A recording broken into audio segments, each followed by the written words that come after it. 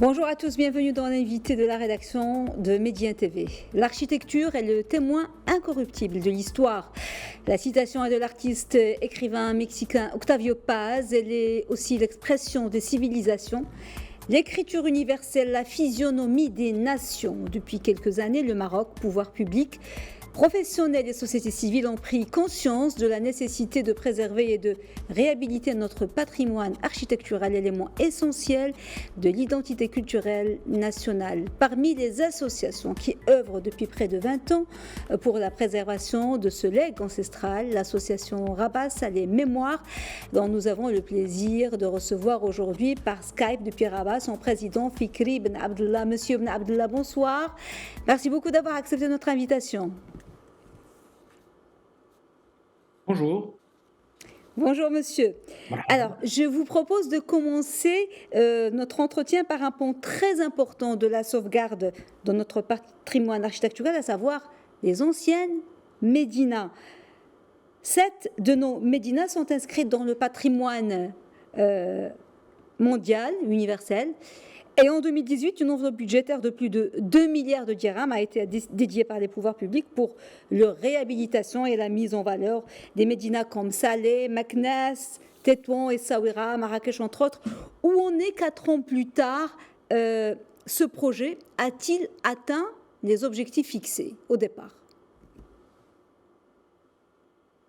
Merci de commencer par une interrogation aussi forte, aussi prégnante pour une société marocaine multiséculaire et qui a pris depuis une bonne vingtaine d'années, ce qui correspond probablement à l'action menée par Sa Majesté Mohamed VI, où on a vu une véritable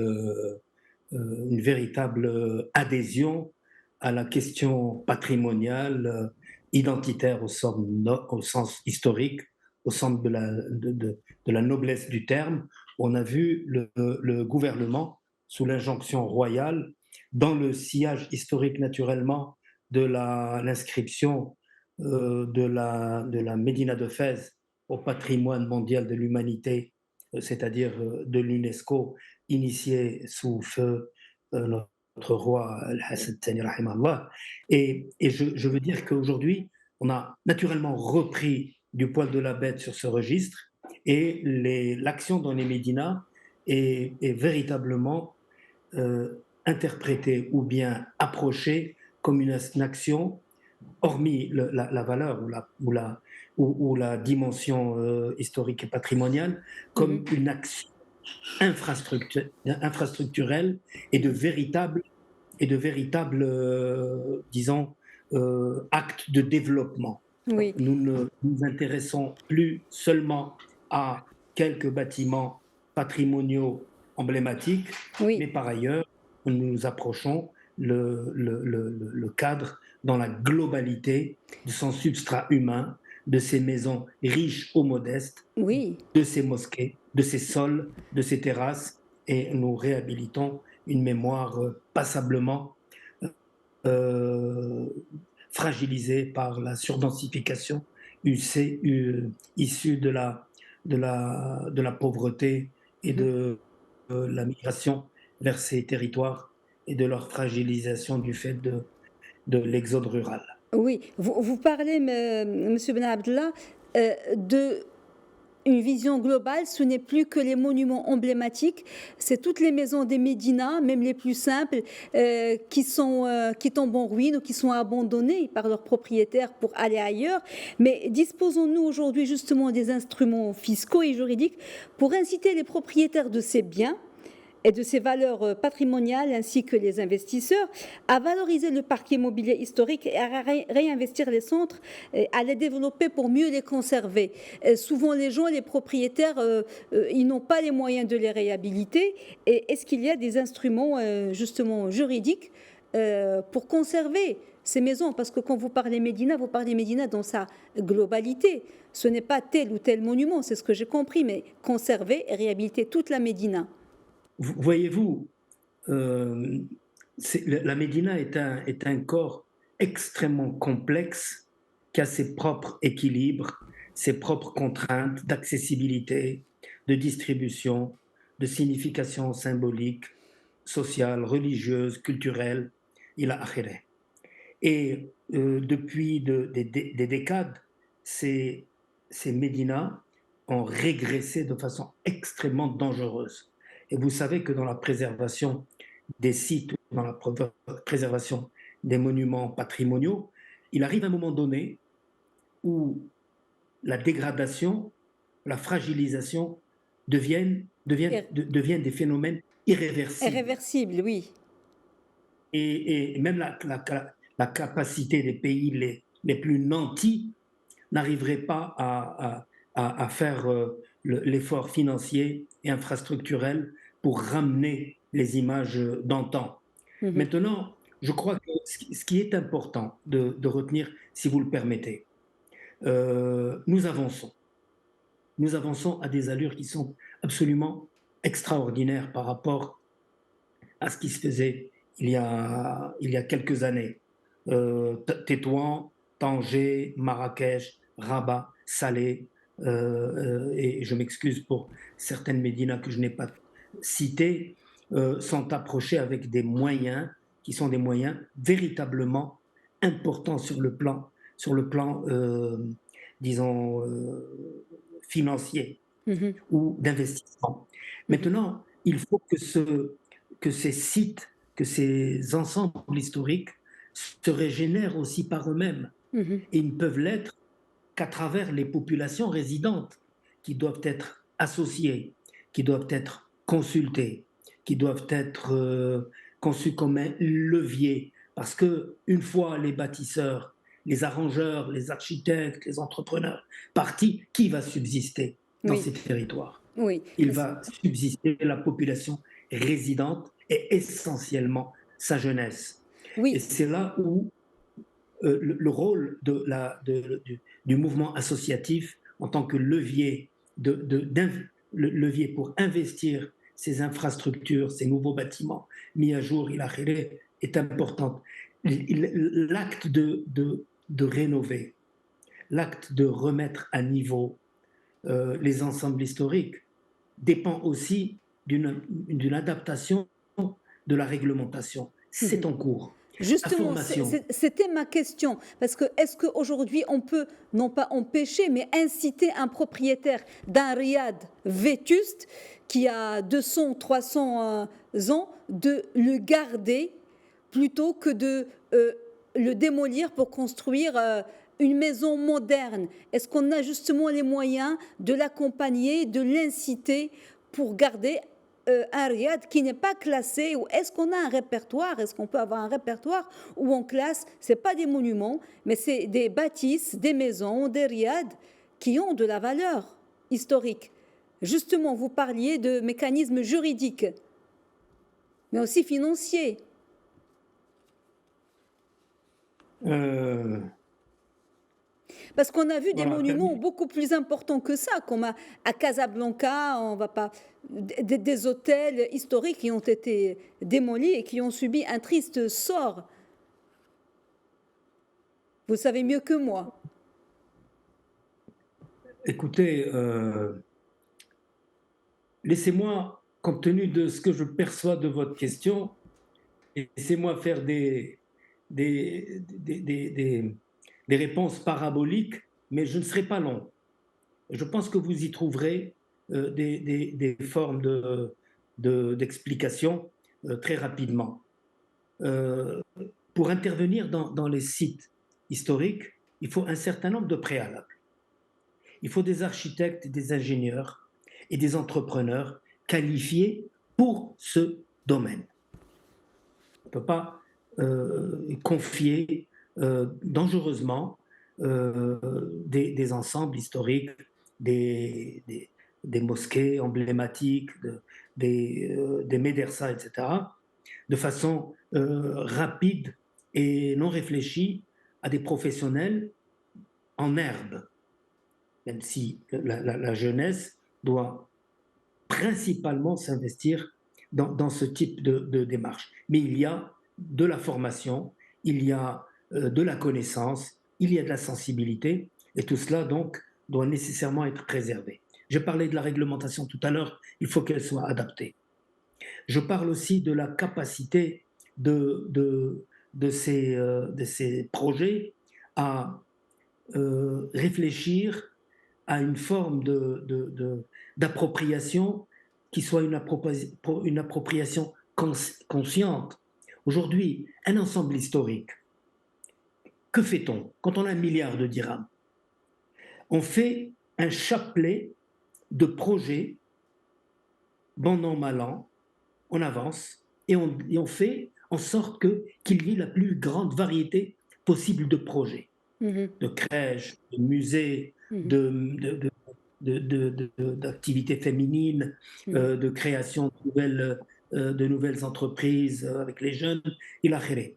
Le problème qui se pose, qui est fondamental, c'est que nous sommes encore aujourd'hui rivés sur le fait d'aller investir tout cet argent dans la Mhm. réhabilitation.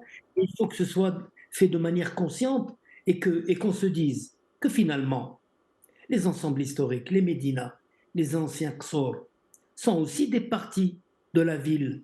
Et la ville, elle a ses équilibres globaux en termes d'équipement, en termes d'école, en termes de mdrasa, en termes de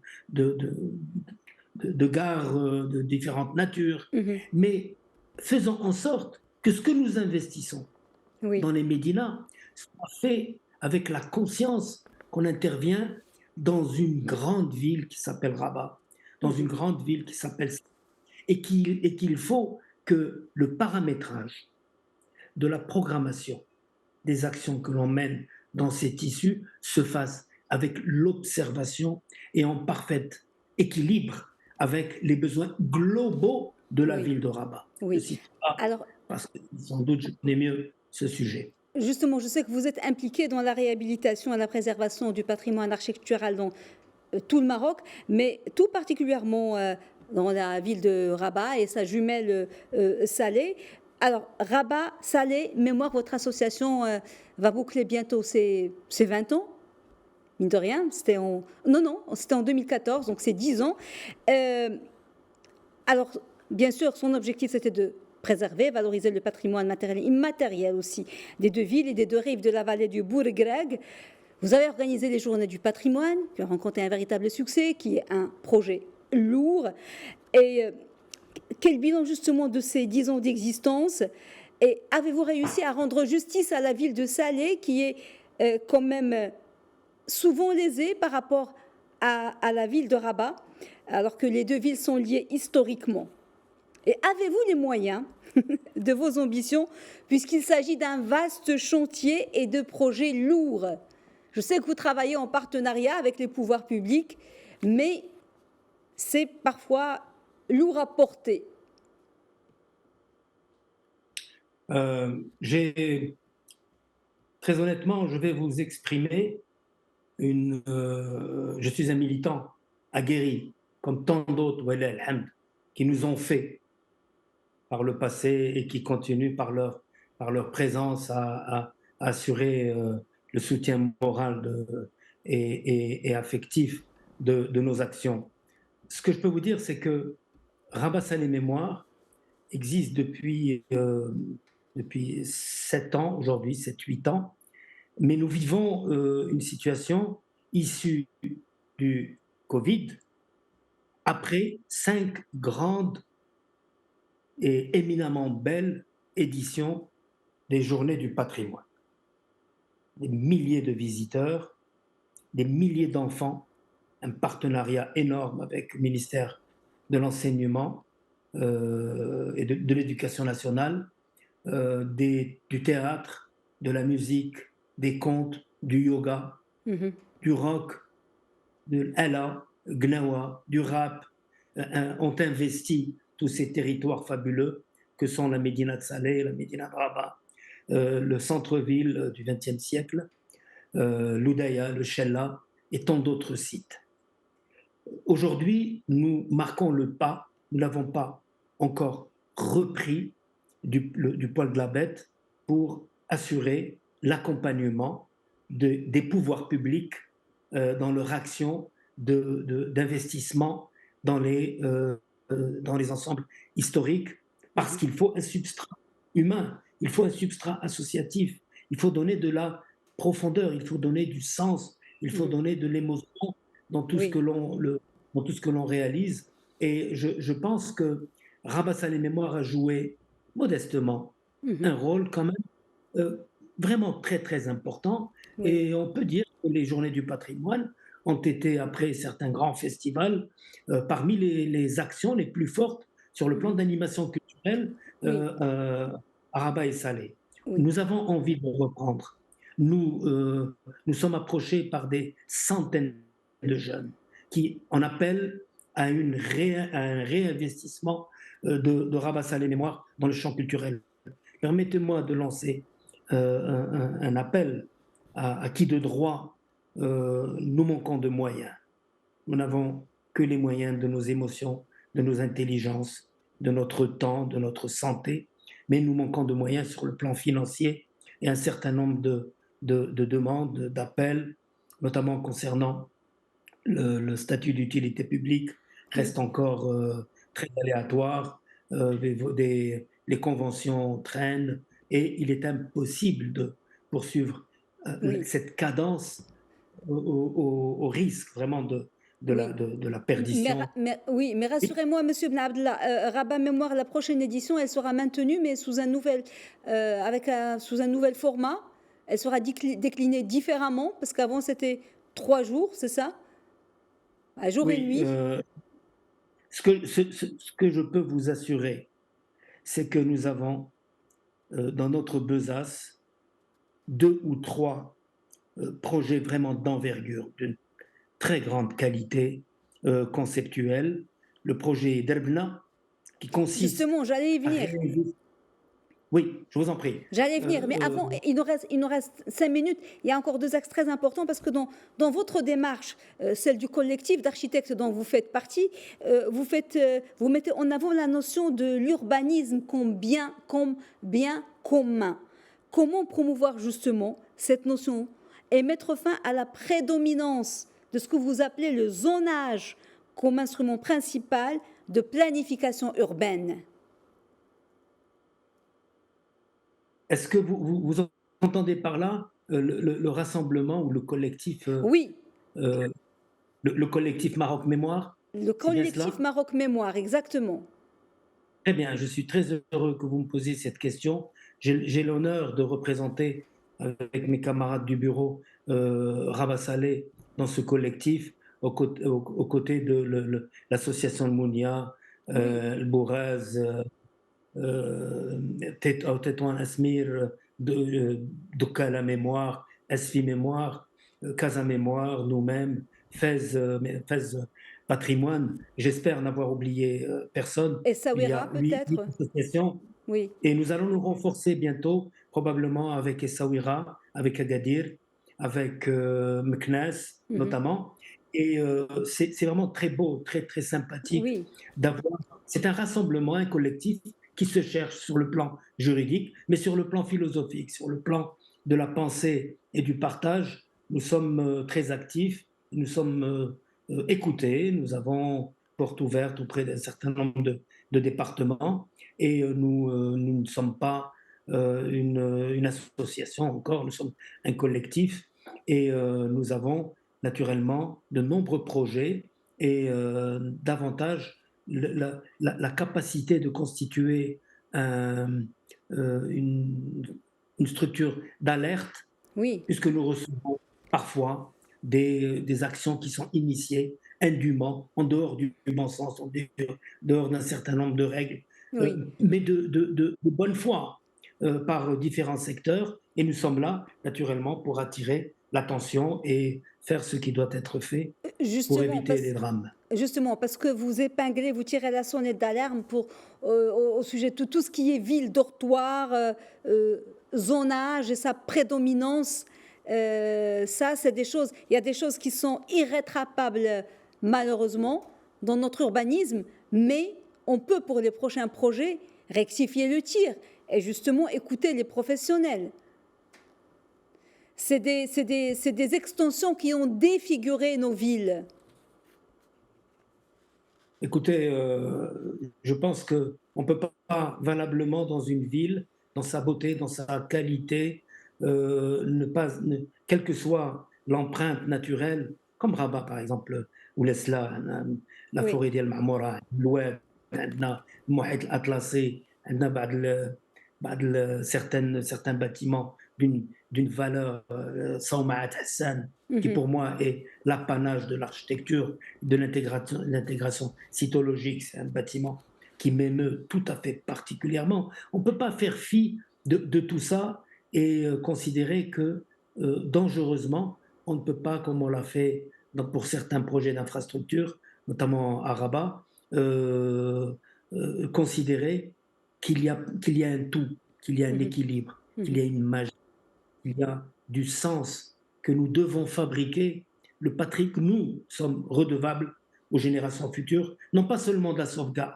de ce que nos ancêtres ont fabriqué et légué au temps actuel, mais nous, vous et moi, et tant d'autres, nous nous devons de fabriquer ce qui devra être le patrimoine de demain, Oui, c'est-à-dire toutes ces nouvelles sédimentations. Et malheureusement, la croissance de nos villes ne laisse pas présager oui, oui. que nous soyons sur la bonne voie. Dernière question, il nous reste très peu de temps et on ne peut pas ne pas aborder ce très beau projet que vous portez, le projet d'Erbna. En quoi consiste-t-il, le projet d'Erbna?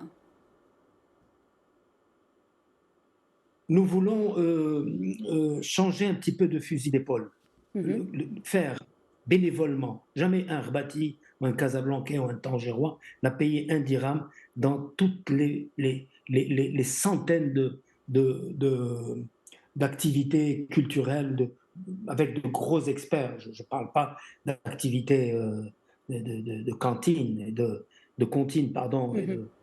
et fragiles, des choses extrêmement sur le plan scientifique, sur le plan de l'enfance, sur le plan de l'éveil, le dessin, j'ai cité le yoga, j'ai cité le théâtre, la musique, c'est fabuleux. Moi, j'en rêve encore, j'ai envie d'en découdre encore à aujourd'hui pratiquement 70 ans.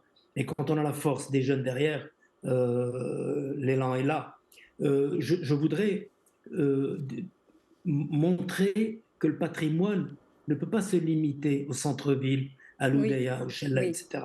Je voudrais qu'on sache que les hommes qui ont fait ce patrimoine, que les familles d'installations anciennes, dans des quartiers de Rabat par exemple, ou dans oui, des quartiers de Salé, Douar el-Maadi, Douar el-Doum, Qarit Ouled Moussa, Yacoub Mansour, c'est là aussi où se sont faits nos musiciens, où se sont faits nos footballeurs, où se sont faits nos grands journalistes. Et oui. je voudrais qu'on réinvestisse ce territoire parce qu'il y a un patrimoine, une puissance, une force de frappe phénoménale de la Mhm. jeunesse et des tissus associatifs. À Absolument, c'est côté de une cela, entité. Oui, on a débordé 20 secondes, Monsieur Ben Abdallah. 20 secondes, 20 secondes, je vais parler de vous, je vais parler de vos confrères, je veux parler de ceux qui sont là et de ceux qui nous ont quittés.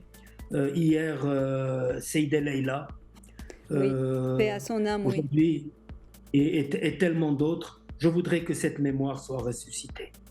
Nous nous devons de penser à ces figures très belles qui ont meublé nos soirées, nos premières télévisions, qui ont meublé l'écoute, qui nous ont comblé de bonheur à travers des chants, à travers le commentaire sportif, à Oui, travers les réalisateurs. Tous ces gens, beaucoup sont encore là. Je oui. pense que nous avons un très beau Un- projet et qui c'est- va converger. Nous avons besoin d'être aidés par des supports comme Médien TV et oui, par tous ceux qui voudront naturellement nous emboîter le pas. c'est un devoir de mémoire. Merci beaucoup, Fikri Ben Abdallah, architecte, président de l'association Rabassa les Mémoires, et à très bientôt. J'espère bon courage, cher monsieur.